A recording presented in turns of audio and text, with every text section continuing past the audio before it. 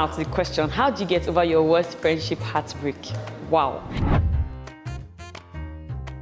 My worst friendship breakup, right, is a guy that I've known for over 10 years, like when I got into school, like the first day I got into school.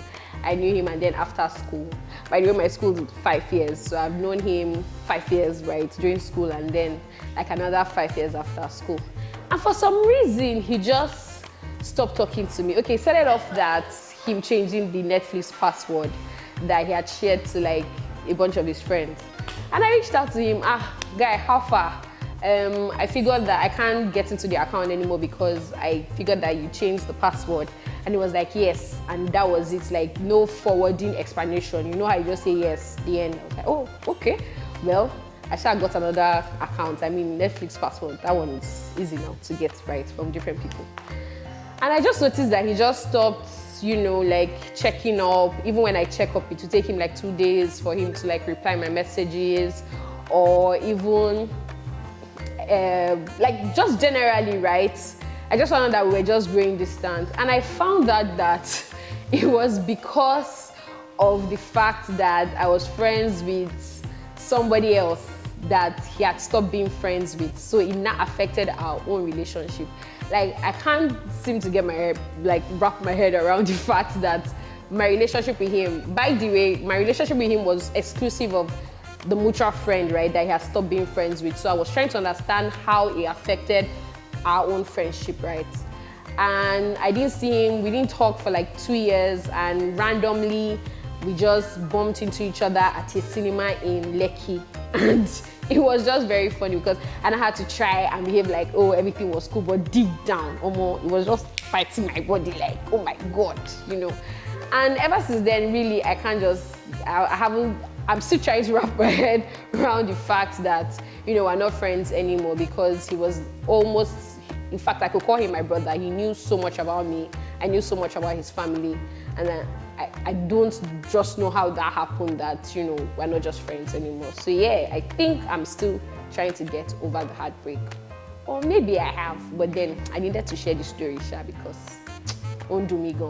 Like, a lot of people do not talk enough about, you know, how it feels when you have like a fallout with your friends or a friendship heartbreak, because I mean, one thing or another thing happens and you guys just cannot, you know, revive the friendship anymore, right?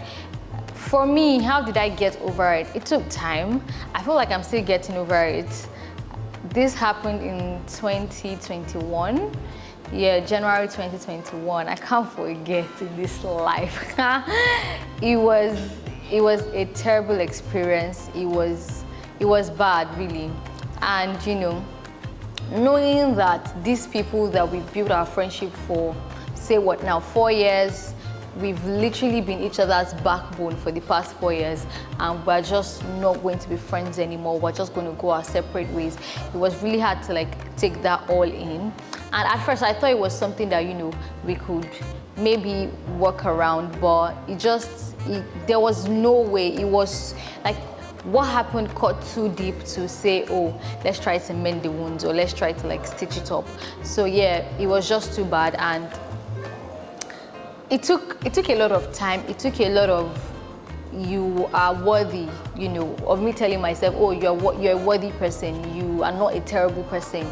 You can be a good friend to other people, even if, you know, I don't know, you guys don't work out and all of that. So it took a lot of not trusting people, not trying to be friends with anybody anymore, just trying to be on my own.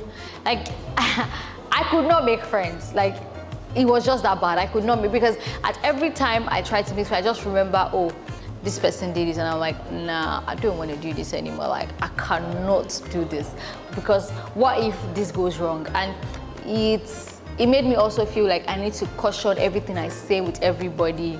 I had to like cage myself.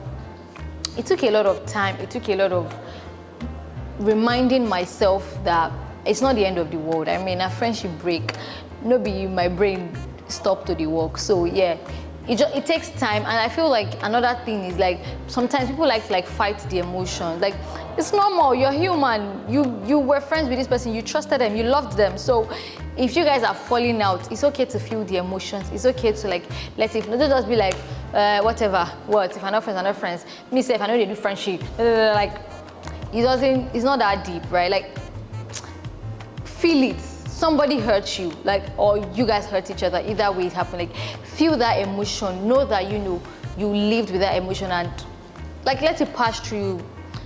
Go through every stage of grief that you have to go through. And I think with time you just get to realize that, I mean, shit happens. People always, move on at some point, and you'll be fine. It may take years, it may take months, some people less, I don't know. But for me, it took a whole lot of time. I didn't want to talk about it. But yeah, and I'm still healing. I am, because sometimes I still feel like, oh, I miss these people, and I'm like, no, you don't. You should not be missing them. Yeah, period. Thank you. We tend to want to see the best in people we care about, and most times we're not discerning about the little things that matters.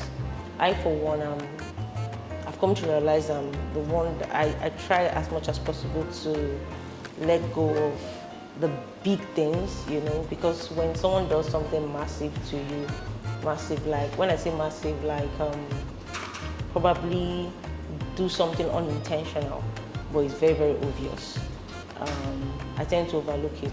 But it's the little things, the little snide remarks, the little disrespect, the little not wanting to consider what I feel.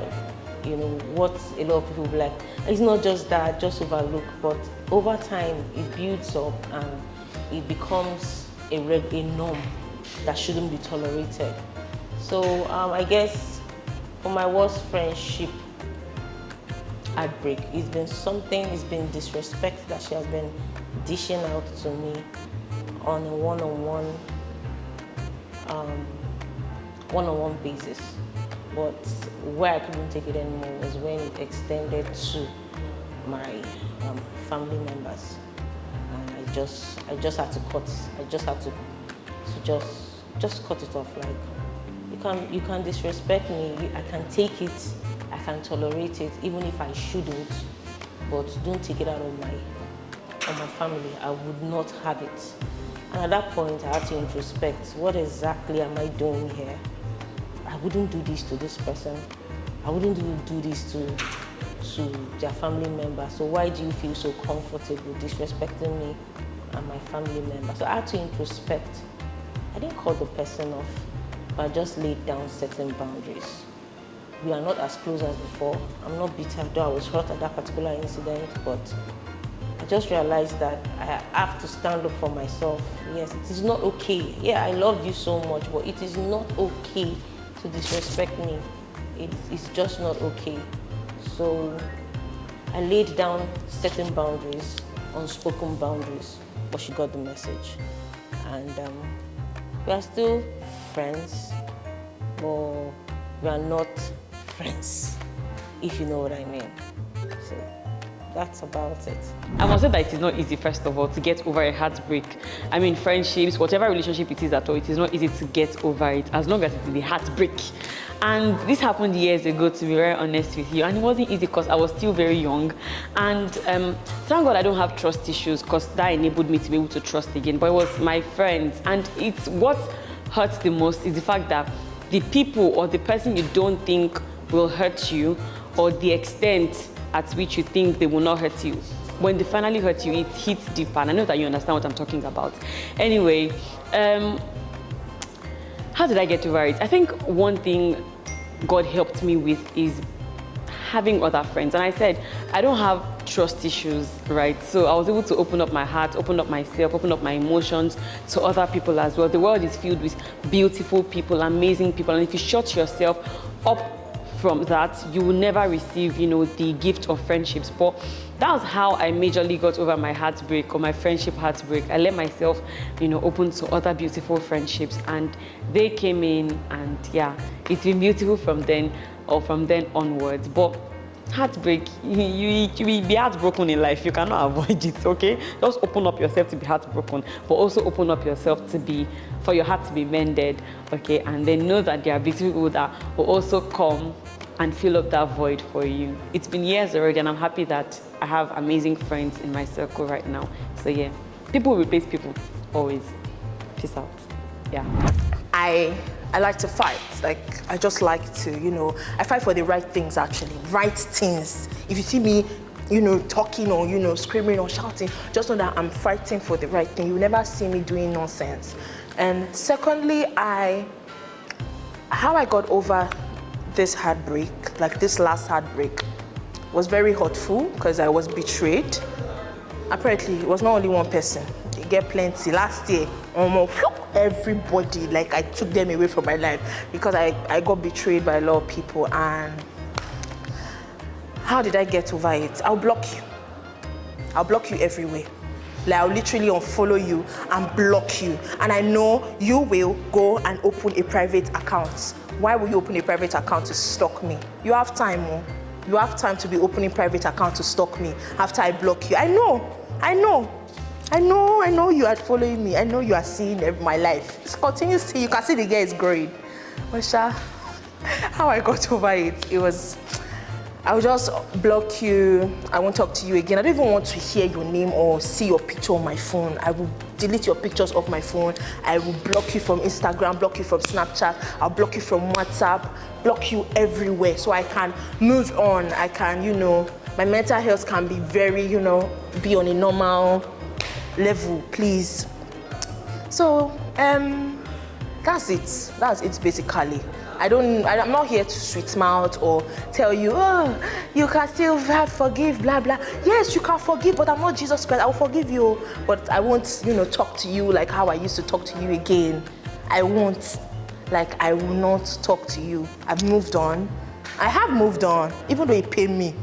It paid me, Sha. It paid me, but I have moved on. I know, in this life, don't carry plenty friends. So you will not have heart attack. You will not have chest pain. All those ones that they are doing friendship. Nobody is your friend. Take your mother as your friend. Take your mother as your friend. It's only your mother that will not betray you. You'll be carrying people are saying as your friend. They are yiming at your back. Nobody is your friend. Bye-bye. How many friendship heartbreaks have I had in this life? Not that many though. It's either, we grow apart or something happens, we just stop talking, or person travels or something. But I think the first friendship heartbreak I ever had was in uni. And it was with one of my friends from secondary school. So it happened like play, because I didn't even know that I had offended the person. And she just all of a sudden came at me. I started telling me that I did this, I did that, so I don't care about her, I don't check up on her, I don't defend her. Like, she just woke up one morning and decided to start saying all these things. And what even happened, based on the scenario that happened, it wasn't entirely my fault. And I don't think, if I was in her shoes at that time, I don't think I would have come at her and say she didn't defend me or anything. I was just there on my own, and I was, observing everything that happened. So it's not like we were best friends, but then we were friends. At least from my own part, I thought we were friends. And then, things happened, and she just started coming at me one day and telling me that I'm not a good person and this and that, when if indeed I have been a good friend. I mean, thinking back now, I don't think I ever did anything to make her feel that way. And she was just upset and saying that I'm not a good person, this, blah, blah, blah. And people that were around me that period, when I told them what had happened, they were like, I don't understand, where's all this coming from? And I was like, I don't even know either. So, she herself, she's the kind of person that has will I say she's not okay, or she used to have, I brain a touch, let me just say that. She's a crazy person.